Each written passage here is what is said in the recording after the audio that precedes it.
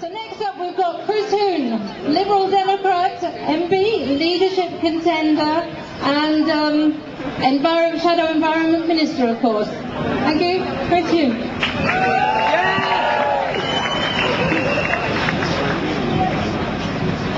Well, thank you. I'm really pleased to be here, to have such a fantastic march, to keep the pressure up on the government, and to celebrate one major change, which is that we have just seen the first democratically elected politician being defeated because he was a climate change denier.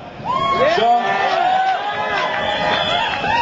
Howard of Australia is a warning to every other politician who fails to see the future and who is mired in the past. And that's going to be a warning for George Bush too.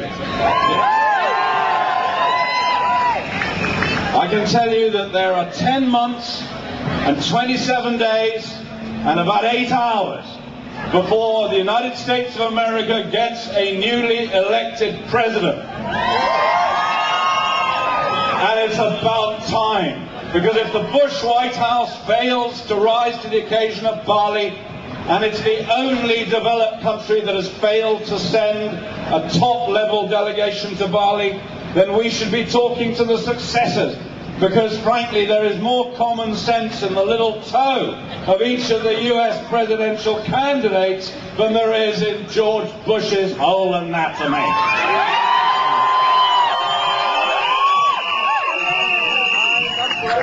And here in Britain, this march will keep up the pressure on the government. There wasn't a single word in Michael Meach's speech that I disagreed with. The only problem is that Michael is a lone voice in Labour ranks. There aren't enough Labour MPs like him, and there need to be a lot more. Gordon Brown doesn't have a green bone in his body. The third runway at Heathrow, the failure to take a scheme to toll freight on the roads, the decision to let the big companies in this country off the hook in reporting their environmental impact, the reduction in green taxes year in, year out since 1999, all of these things show that when it comes to green action, Gordon Brown simply isn't there. And that's why we have to be really tough with the climate change bill.